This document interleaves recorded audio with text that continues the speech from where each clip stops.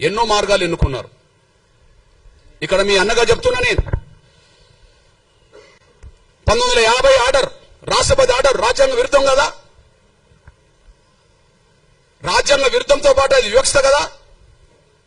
రాజ్యాంగ విరుద్ధం ఎందుకంటున్నా, భారత రాజ్యాంగంలో ఆర్టికల్ 25 ఉన్నది కదా. ఆర్టికల్ 25 ఏం చెప్తుంది? ఈ దేశ పౌరులకు వాళ్ళు ఇష్టమున్న మతాన్ని ఎన్నుకోవచ్చు, వాళ్ళు ఇష్టమున్న మత విశ్వాసాలు కలిగి ఉండవచ్చు అని చెప్పి ఆర్టికల్ 25 చెప్తున్నది కదా. ఆర్టికల్ 25 చెప్తున్నది కదా. అదే సమయంలో ఆర్టికల్ 14, 15 ఏం చెప్తున్నది? సమానత్వం హక్కు అని చెప్తున్నది కదా. లింగపరంగా, మతపరంగా, కులపరంగా వివక్ష ప్రదర్శించొద్దు, భారతీయులందరి పట్ల సమానంగా చూడాలని చెప్పి ఆర్టికల్ 14, 15 చెప్తున్నది కదా. మత స్వేచ్ఛ ఉన్నది, సమానత్వం అందరినీ సమానంగా చూడమని ఉన్నది. మరి ఇప్పుడు దళితులు మాత్రమే క్రైస్తవ మతంలో తీసుకుంటే ఎస్సీ హోదా రద్దు అవుతుందని ఎట్లా ఆర్డర్ వస్తుంది? దళితులు మాత్రమే క్రైస్తవ మతం తీసుకుంటే ఎస్సీ హోదా రద్దు అవుతుందని చెప్పి ఎట్లా ఆర్డర్ వస్తుంది? ఆ ఆర్డర్ను సమర్థిస్తూ ఎట్లా తీర్పు వస్తుంది? నేను ఎందుకు ఈ మాట మాట్లాడుతున్నంటే, ఈ దళిత వర్గం నుంచి ఇప్పటికీ భక్తులే.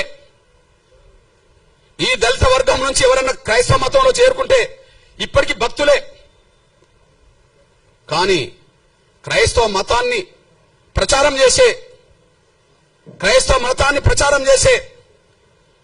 పెద్ద పెద్ద మిషనరీ సంస్థలు ఉన్నత వర్గాలు, పెద్ద మిషనరీ సంస్థలు ఉన్నత వర్గాలు.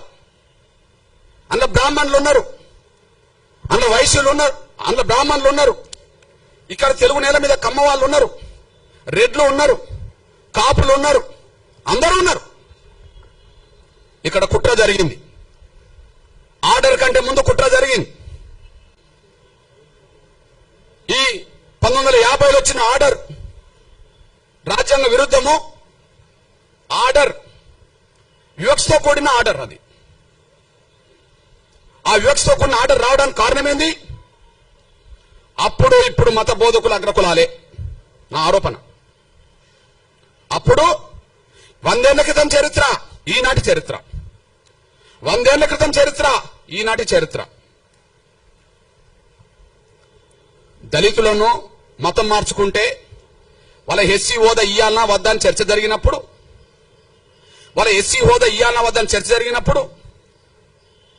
ఈ దేశంలో మేము అందరం సమానమే, మాకు ఎలాంటి ఎస్సీ హోదా వద్దు, మాకు రిజర్వేషన్లు వద్దు అని చెప్పి రాజ్యాంగ సభలో చర్చల్లో పాల్గొన్నది ఈ దేశ క్రైస్తవుల తరపున ఒక దళితుడు లేడు. దళితులు క్రైస్తవులుగా భక్తులుగా మిగిలిపోయినరు. కానీ క్రైస్తవ ప్రచారం చేసింది, క్రైస్తవ మతం సమానత్వంతో కూడుకున్నదని ప్రచారం చేసింది ఎవరన్నా ఉంటే, దేశంలో పేరు గల్ల వాళ్ళు ఎవరన్నా ఉంటే అప్పుడు ఇప్పుడు అగ్రకులాలే. వాళ్ళు మారవచ్చునా? వాళ్ళు మారమని చెప్పవచ్చునా? వాళ్లకు ఈ ఆర్టికల్ ఏదైతే ఈ రాష్ట్రపతి ఇచ్చిన 1950 ఆర్డర్ అయితే వాళ్ళకు వర్తించదా? కుట్ర జరిగింది. రాజ్యాంగం రాయడానికంటే ముందు రాజ్యాంగ సభ చర్చల్లో మైనార్టీల హోదా, అణగారిన వర్గాలకు సంబంధించిన వాళ్ళ మతపరమైన హోదా ఎట్లా ఉండాలని చర్చ జరిగినప్పుడు ఆ చర్చల్లో ఈ దేశ క్రైస్తవ ప్రతినిధులుగా 4 పాల్గొన్నారు. ఈ దేశ క్రైస్తవ ప్రతినిధులుగా 4 పాల్గొన్నారు. ఈ 4లో ఈ కమిటీకి చైర్మనే మీ దృష్టికి తీసుకొస్తున్నా. అల్పసంఖ్యాక వర్గాల సబ్ కమిటీ, అడ్వైజరీ కమిటీ. రాజ్యాంగంలో అల్పసంఖ్యాక వర్గాలకు, దళితులకు, పేద వర్గాలకు ఎలాంటి ఉండాలని చెప్పినప్పుడు అంటే అంబేద్కర్ కూడా ఉంటాడు. కానీ దీనికి చైర్మన్ ఎవరు? హెచ్సి ముఖర్జీ, పశ్చిమ బెంగాల్. ఆయన ఎవరు? బ్రాహ్మణ్. ఎవరి తరఫున పాల్గొన్నాడు? ఈ దేశ భారతీయ క్రైస్తవ తరఫున పాల్గొన్నాడు. ఎవరు ఆయన? బ్రాహ్మణ్. ఓకే. ఇంకొక ఆయన ఫాదర్ జెరోమ్ డిసోజా, ఈయన పాల్గొన్నాడు. ఈయన అగ్రకుల వ్యక్తి. ఇంకొక ఆయన రాజకుమారి అమృత్ కౌర్, ఈమె రాజకుటుంబంలో పుట్టింది.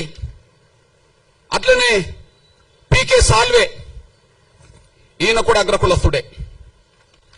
వీళ్ళు నలుగురు ఈ దేశ క్రైస్తవులకు ఏం రావాలి అనే కాడ మాట్లాడిండ్రు, మాకు రిజర్వేషన్లు వద్దన్నారు.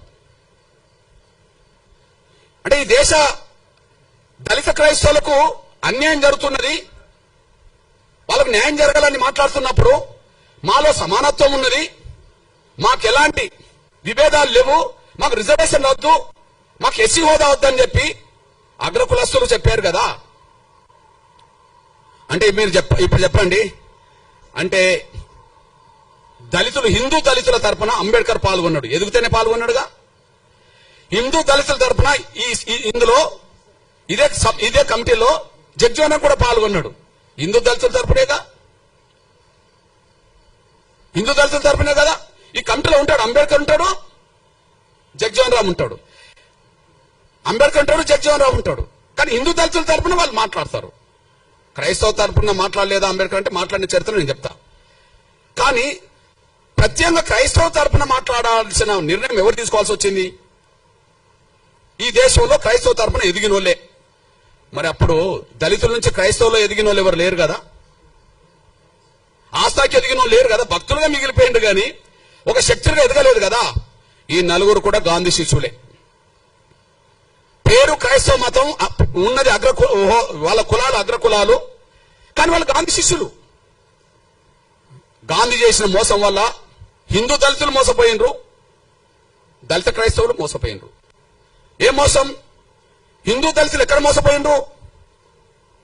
హిందూ దళితులకు ప్రత్యేక నియోజకవర్గాలు ఉండాలని కమ్యూనల్ అవార్డు వచ్చింది కదా. కమ్యూనల్ అవార్డు రద్దు చేయించడం కోసం కదా గాంధీ నిరాదీక్ష చేసింది. ఆయనను బతికించడం కోసం కదా అంబేద్కర్ రాజీపడాల్సి వచ్చింది. అంటే ప్రత్యేక నియోజకవర్గాలు పోయినాయి కదా. ఎస్సీలు నిలబడ్డ నియోజకవర్గాల్లో ఎస్సీలే ఓట్లేసుకొని గెలిపించుకోవాలని పోయింది కదా. ఇది పోవడానికి కారణం గాంధీ కదా. అంటే హిందూ దళితులను మోసం చేసింది గాంధీ కదా.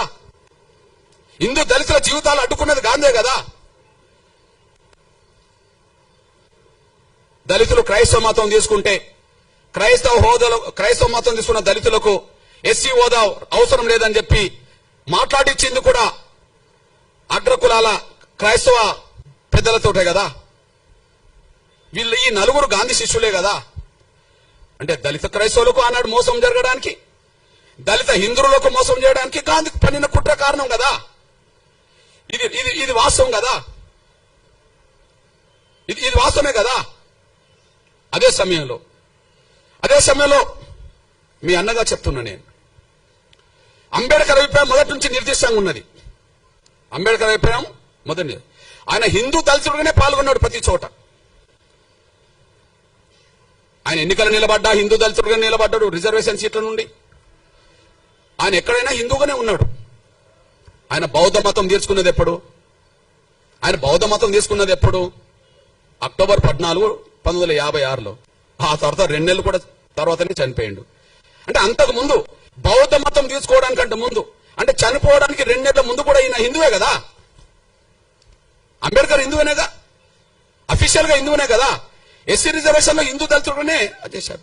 ఎస్సీ నియోజకవర్గంలో హిందూ దళితుడు కాకపోతే అప్పటికి బౌద్ధ మతంలో ఉన్నోళ్ళకు కూడా ఎస్సీ హోదా లేదు కదా. సిక్కు మతం ఉన్నోళ్ళకి ఎస్సీ హోదా లేదు కదా అంబేద్కర్ పోటీ చేసిన నాటికి.